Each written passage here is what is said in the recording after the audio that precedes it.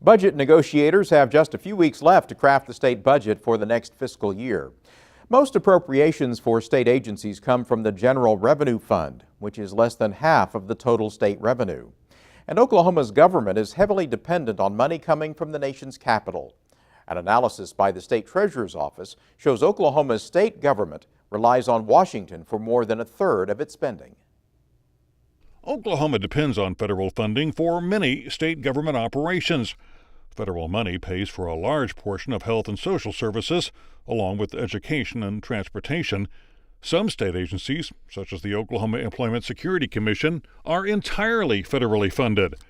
Earlier this year, Oklahoma State Treasurer Ken Miller released a study in his monthly Oklahoma Economic Report showing Oklahoma seventh in the nation in its reliance on federal funds, with 43 cents of every dollar for state government coming from Washington.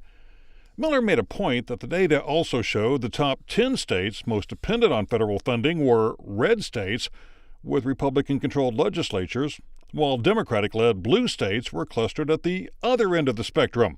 And the number one state, I think, was Mississippi, and the number 50 state then became Connecticut.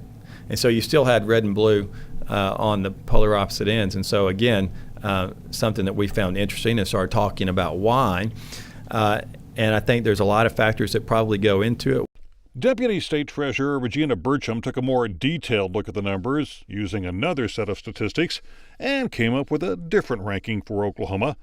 Burcham's analysis, based on numbers from the U.S. Census Bureau, shows Oklahoma 15th in the nation in its reliance on federal funds, with just under 36 cents of every dollar coming from Washington. Burcham admits the results can be confusing. The conclusion that we found out of looking at all these various reports is that there really is a lack of consistency in data and a lack of detailed data. And so you can look over all these reports and it's easy to get confused because they leave you asking a lot of questions, which the data just does not answer. While the two studies came up with slightly different results, both show red states are still among the top recipients of federal funds, with blue states at the bottom. One explanation for that may be higher rates of poverty in red states. Burcham says the data suggest a relationship between poverty levels and the amount of federal funds each state receives. When we talk about the federal grants that go to the states, the largest single category is for public welfare. And if those public welfare programs like TANF and Medicaid, their eligibility is based on income levels in relation to the federal poverty level. So states that have a higher poverty rate are going to receive more funds in that category. Burcham's analysis takes into account Oklahoma's poverty rate, which is 16th highest in the nation. Coupled with that is the state's rate of educational attainment, which is 40th out of 50 states. Oklahoma City University economics professor Kyle Dean argues there is a correlation between those factors. Those two things are linked, and so it's not surprising then that the red states would get more in social programs and transfer payments because they tend to be lower income states and have lesser educational attainment. While there may be several reasons for that, Dean points to the fact that red states tend to be more rural in nature, while blue states on the nation's coast have more urban populations and larger cities. Cities are the most efficient places to deliver services, to deliver education,